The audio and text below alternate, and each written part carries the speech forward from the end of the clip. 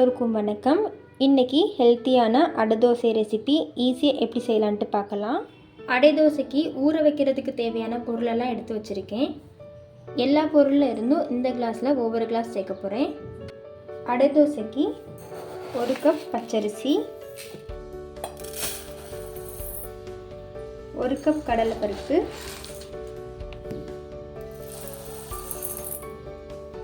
1 cup அளவு துவரம்பருப்பு, 3/4 cup அளவு உளுந்து, 1/2 கப் அளவு பச்சைப்பயிறு, 1/2 கப் அளவு நார்மல் புழுங்கல் அரிசி. இது எல்லாத்தையும் நல்லா கழுவி வாஷ் பண்ணி எடுத்துக்குவோம். எல்லாத்தையும் நல்லா வாஷ் பண்ணி எடுத்துகிட்டு வந்துட்டேன். ஊறி வரும்போது நிறைய வந்துடும், அதனால் பெரிய பாத்திரத்தில் எடுத்துக்கோங்க. இப்போ தண்ணி சேர்த்து ஒரு 3 மணி நேரத்துக்கு நல்லா ஊற வச்சிடலாம். அது கூடவே காரத்துக்கு ஒரு 3 காஞ்ச மிளகாய் சேர்த்தே ஊற வைக்கும்போது அரைக்கிறதுக்கு ஈஸியாக இருக்கும். எல்லாம் சேர்ந்து ஒரு 3 மணி நேரம் நல்லா ஊறட்டும்.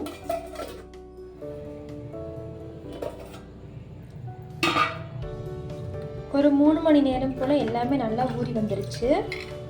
இப்போ இதை அரைச்சி எடுத்துக்குவோம்.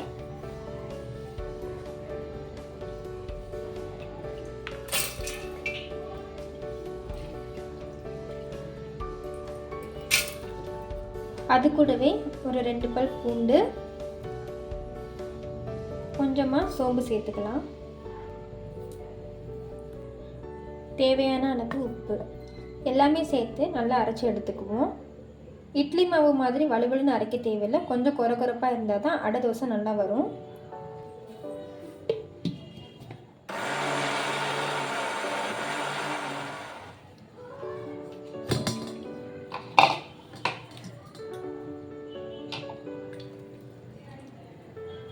இப்போ அடைக்கான மாவு ரெடியாக இருக்குது.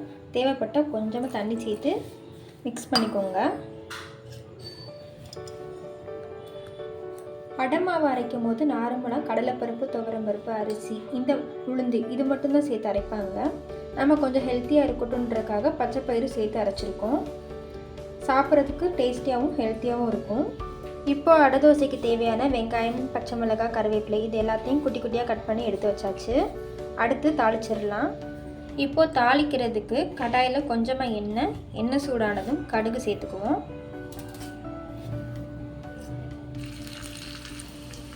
கடுகு உடஞ்சதும் குட்டி குட்டியாக கட் பண்ணி வச்ச கருவேப்பிலை, பச்சை மிளகாய் அதையும் உள்ள சேர்த்து நல்லா வறுத்துக்குவோம். நல்லா ஃப்ரை ஆனதும் அடுப்பை ஆஃப் பண்ணிவிட்டு பெருங்காயத்தூள்,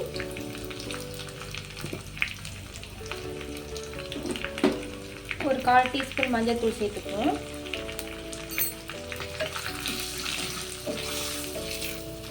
அடுப்பு ஆன் பண்ணி வச்சுட்டே சேர்த்தோம்னா இதெல்லாம் கரிஞ்சிரும், அதனால் ஆஃப் பண்ணிவிட்டு சேர்த்துக்கலாம். இப்போ இதை மாவு கூட சேர்த்துக்கலாம்.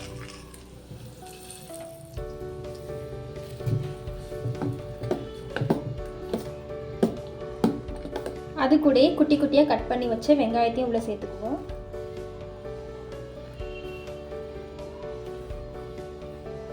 இந்த மாதிரி தாளித்து சேர்த்து வெங்காயம்லாம் சேர்த்து செய்யும் போது தான் அடை தோசை சாப்பிட்றதுக்கு செம சூப்பராக இருக்கும். இப்போ எல்லாத்தையும் சேர்த்து நல்லா மிக்ஸ் பண்ணி எடுத்துக்குவோம்.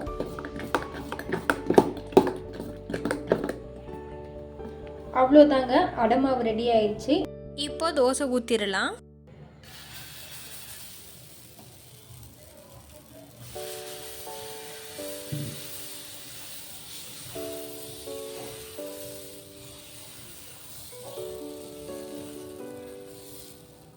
நம்மளுக்கு தேவையான அளவு எண்ணெய் ஊற்றிக்குவோம். நல்லெண்ணெய் ஊற்றி செஞ்சோம்னா இன்னும் டேஸ்ட்டு சூப்பராக இருக்கும்.